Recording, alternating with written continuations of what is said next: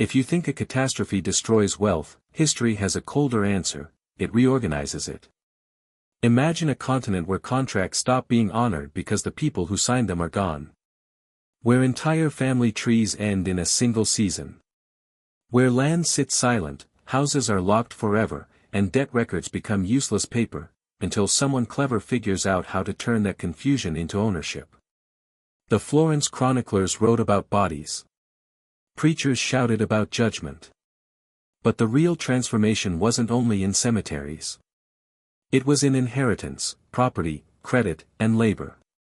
Because when half of your competitors vanish, the market doesn't mourn. It recalculates. Welcome to the Financial Historian, where money, power, and history collide. Today, who actually gained from the Black Death, and by what mechanism? To understand the winners, forget morality for a moment and focus on structure.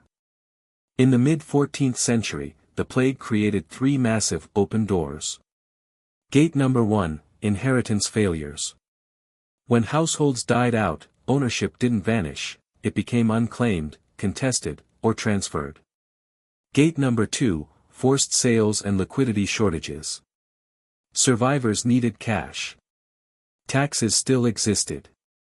Debt still existed. You could be land rich and still desperate. Gate number 3, labor scarcity. When workers become rare, the price of work rises, and anyone who can bargain, move, or switch trades suddenly gains leverage. Now we can follow the money. Let's start with the group most documentaries treat as scenery: ordinary survivors. When fields are empty and workshops are missing hands, employers compete for people. In many regions, wages rise and obligations loosen, not because rulers wanted it, but because they couldn't force the old terms anymore. That's why England tried to freeze wages with the 1351 Statute of Labourers, a blunt attempt to legislate labor back into submission. But the point isn't whether every worker got rich. The point is this. For a rare moment, the bottom of society could negotiate. A tenant could demand better terms or relocate. A craft apprentice could advance faster. A household with surviving hands could choose who to serve. It wasn't a golden age. It was a power shift. And it matters because it rewired the economy beneath the elites. Now the darker part: property.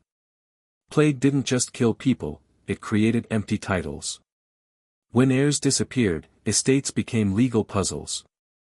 And in a world with weak record-keeping and strong muscle, puzzles get solved by whoever has legal skill, local influence, cash, or the ability to intimidate.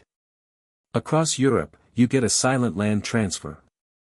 Some land is acquired through purchase at low prices. Some through strategic marriage. Some through administration that suspiciously becomes permanent. Some simply through being the last organized force standing. This is how middling families can become regional powers without winning a famous battle. The plague did the exhausting part, removing rivals. The survivor only needs to move first. Next, finance. A plague economy is a debt nightmare. Borrowers die. Trade routes break. Guarantees become meaningless. Partners vanish. So what happens? Old lenders collapse. New lenders appear. And the people with cash, or access to cash, get to write the next chapter. This is where we use our one overlapping anchor example, because it's historically central. In Florence, the Medici family didn't rise because they invented greed. They rose because a shaken financial ecosystem creates openings for a disciplined, well-connected player. When other houses lose partners, lose heirs, or get trapped by non-performing loans, the question becomes: who can still extend credit? Who can still move money across borders? Who can still provide stability when stability is scarce? In unstable eras, reliability becomes a product you can sell at a premium. And once a banking network becomes essential, wealth starts converting into political power, art patronage, and dynastic security. Not overnight, but faster than in normal times. Now let's leave the Italian city-states and head to the trade arteries. Plague era markets aren't smooth, they're chaotic. Local harvests fail. Shipping slows. Cities impose controls. Demand spikes unpredictably. That chaos punishes small operators and rewards the players who can. Diversify routes. Store goods. Finance voyages. And survive a bad season. Look at ports like Venice and Genoa, cities whose fortunes depended on maritime commerce. When supply becomes unreliable, merchants who can maintain fleets, credit, and storage don't just profit. They become indispensable. A key pattern appears here. During a crisis, the best business is not luxury. It's logistics. Grain. Salt. Timber. Cloth. Shipping. Warehousing. The person who can deliver essentials when systems fail ends up owning more than money, they own leverage. Here's a brutal truth about medieval wealth. Families die. Institutions persist. Organizations that don't rely on biological heirs, church bodies, guild structures, civic offices, can accumulate assets when private lineages collapse. In a mass death environment, many people try to secure meaning, protection, or salvation. That can translate into bequests, land donations, endowments.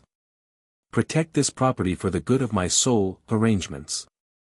Even when individual clergy died, the institution often continued to hold property through continuity of office. In economic terms, a legal body with continuity is a vacuum cleaner for abandoned assets. This isn't a conspiracy, it's structural advantage. The rules of continuity become a wealth engine. If you want the single word that explains most plague profits, it isn't cruelty. It's consolidation. When half the participants disappear, land consolidates into fewer hands. Business consolidates into fewer firms. Political influence consolidates into fewer networks. And bargaining power consolidates, sometimes upward, sometimes downward. The plague didn't create capitalism, but it accelerated behaviors that look very familiar. Buying distressed assets. Rolling up competitors. Capturing supply chains. And turning liquidity into dominance. Now the uncomfortable bridge to the present. Crises don't delete wealth evenly. They shift it toward whoever can act when others can't. We saw it in 2008, distressed assets moved to players with cash and access to credit. We saw it during COVID-era disruption, firms with platform advantage and capital expanded while many small operators collapsed. Different tools. Same physics. A shock turns stability into a commodity. And the people who control stability, cash, logistics, law, continuity, move from surviving to owning. So, who got rich during the Black Death? Not evil masterminds. Not heroes. Mostly survivors with position. Survivors who could renegotiate labor. Survivors who could buy land when others had to sell. Survivors who could enforce claims in the confusion. Survivors who could finance trade when credit collapsed. Institutions that could outlive families. And here's the part that makes this story uncomfortable. Catastrophe doesn't delete incentives. It sharpens them. When the old order breaks, the world doesn't become fair. It becomes fast. Fast transfers. Fast consolidations. Fast promotions. In a stable era, power changes hands slowly, through tradition, inheritance, decades of rivalry. If this reframed the way you see history, hit subscribe. Because the next collapse always has winners, whether we name them or not. And if you can learn the pattern before it happens, you don't just watch history. You recognize it.